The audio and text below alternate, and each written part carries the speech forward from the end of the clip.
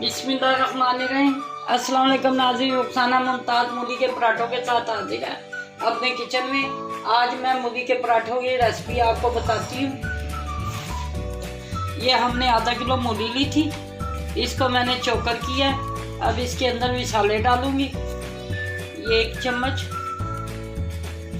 Red मिर्च मोटी और 1 चम्मच ये नमक।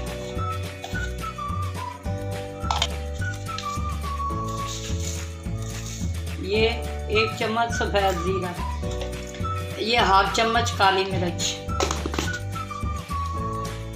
ये 1/2 चम्मच सूखा धनिया पाउडर। अब इसमें ये हमने ग्रीन मिर्च धनिया सब कुछ काट के मैंने रखा हुआ है।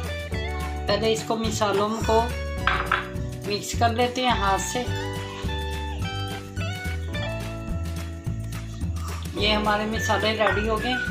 अब इसमें मैंने ये धनिया, चंद मूली के पत्ते लिए और 2-4 हरी मिर्चें भी काटी हैं।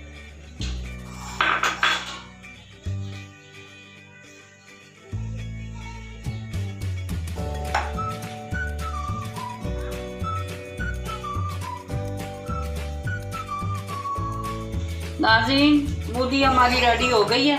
अब इसके लिए मैं आटा गूंद लूँगी।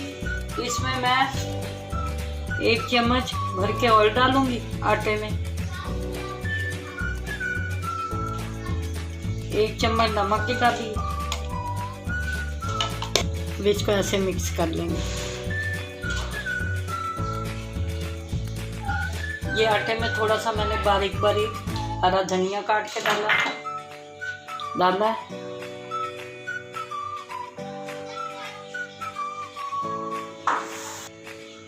ये 1/2 चम्मच जीरा डाल दूंगी आराम से। अब इसे पानी से गूंद लेंगे।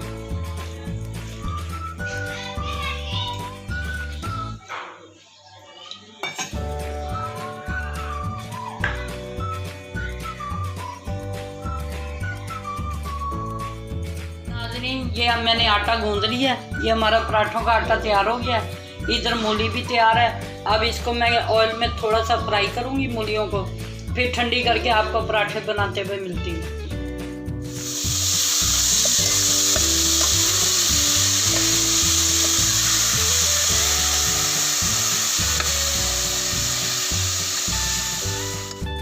ये देखें नाज़रीन, हमारी मूलियों का ना मूलियाँ तैयार हो चुकी हैं, फ्राई हो चुकी हैं। अब इसे मैं बाउल में डाल के ठंडा करती हूँ, फिर पराठे बनाते हुए आपसे मिलती हूँ। ये देखें नाज़रीन, हमारे पराठे तैयार होने लगे हैं। ये एक पराठे में मैं अब मूलियाँ डाल रही हूँ।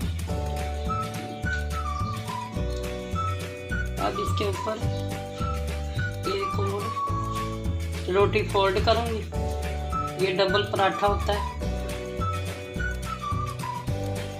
ऐसे करके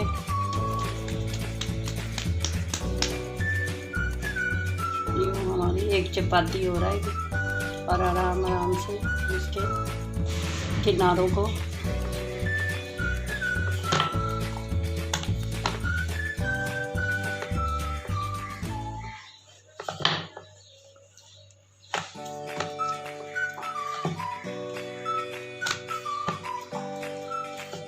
ये हमारा पराठा तैयार हो गया। अब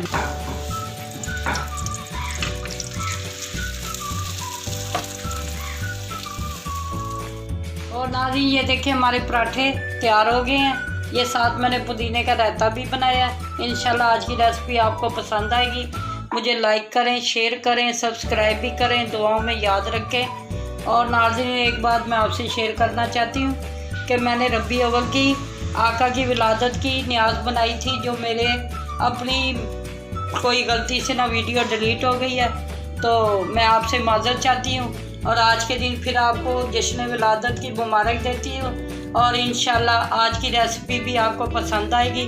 अगर मेरी वीडियो मिल गई तो मैं ज़रूर आपसे शेयर करूँगी। और आप मुझे दुआओं में याद रखें। अल्लाह हाफिज़।